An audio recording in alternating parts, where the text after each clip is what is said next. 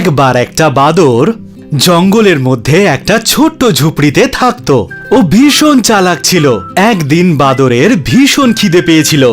ও ভাবলো যাই গিয়ে কিছু খাওয়ার খুঁজে দেখি। আমার খুব খিদে পেয়েছে, আমার কাছে তো খাবার জন্য কিছুই নেই। যাই বাইরে গিয়ে একটু দেখি, হয়তো কিছু খাবার পেলেও পেতে পারি। বাদর খাবার খোঁজার জন্য নিজের ঝুপড়ি থেকে বেরোলো।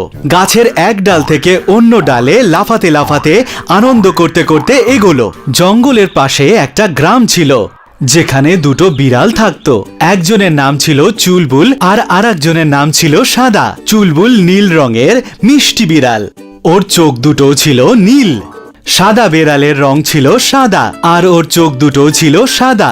দুজনে ভীষণ ভালো বন্ধু ছিল। ওরা গোটা গ্রামে একসঙ্গে খেলতো, একসঙ্গে ঘুরতো, সব বাড়ি থেকে ওরা চুরি করে একসাথে পালাতো। দুজনে একসঙ্গে খুব আনন্দ করত। একদিন খেলতে খেলতে ওদের খিদে পায়, তখন তারা লোকের বাড়ির দিকে এগিয়ে যায়। তখন ওদের নজর একটা রুটির উপরে পড়লো। দেখ, ওখানে একটা রুটি পড়ে আছে, চল ওটা গিয়ে নি। ভাগ্য ভালো যে রুটিটা আমরা রাস্তাতেই পেলাম। এবার আমাদের বেশি পরিশ্রম করতে হবে না। খিদে তো আমাদের বড়ই জোর পেয়েছে। বাদরও ওই বিড়াল দুটোকেই দেখছিল, আর ওদের কাছে রুটি দেখে বাদরের মুখে জল চলে আসে। যদি ওই রুটিটা আমি পেতাম, খিদেও আমার প্রচন্ড জোরে পেয়েছে। বিড়াল দুটো ওই রুটিটাকে নিয়ে নিল। এখন রুটি একটা আর খাবে দুজন। সমস্যাটা হলো যে এটাকে ভাগ করবে কিভাবে, এই নিয়ে দুজনের মধ্যে ঝগড়া লেগে যায়। না, এই রুটিটা আমার। না, ওটা আমার। না, এই রুটিটা তোমাকে দেব না। প্রথমে ওটাকে আমি দেখতে পেয়েছিলাম, তাহলে ওটাকে এবার খাবো আমি। বুঝলে তুমি? সরে যাও, এটা আমার। না, এটা আমার। আমায় দাও, আমায় দাও। আমি বললাম সরে যাও, এটা আমার। এখন এই দৃশ্য দেখে বাদর খুব আনন্দ পেল, আর ও বিড়ালদের ঝগড়া থামাতে গেল। দাঁড়াও দাঁড়াও, তোমরা ঝগড়া কেন করছো? কি হয়েছে?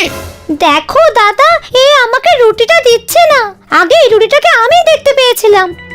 না, ওটা আমার। আমি প্রথমে দেখেছিলাম। আচ্ছা দাঁড়াও, আমার কাছে একটা উপায় আছে। আচ্ছা, আমি যদি এই রুটিটা দুটো সমান সমান ভাগে ভাগ করে দিই?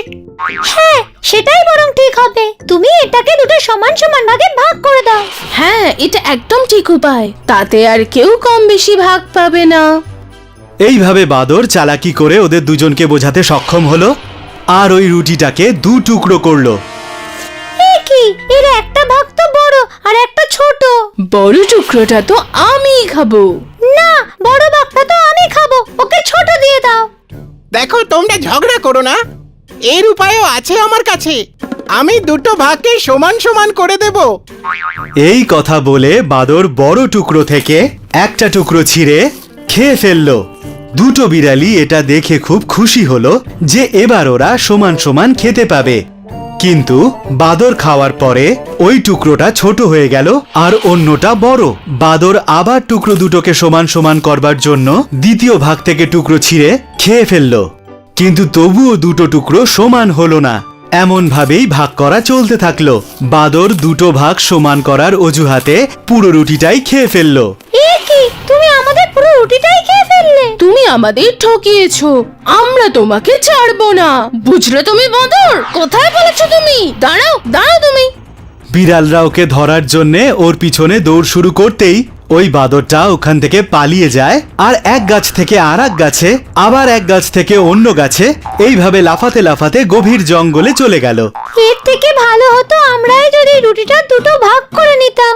হ্যাঁ, আমাদের মধ্যে কেউ একজন যদি বেশি পেত তো কি এসে যেত, কমপক্ষে রুটিটা তো খেতে পেতাম। এই গল্প থেকে আমরা এটা শিখলাম যে দুজন ব্যক্তি ঝগড়া করলে তৃতীয় ব্যক্তিরই লাভ হয়।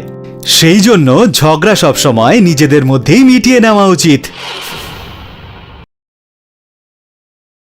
হাই, আমি শাইনি।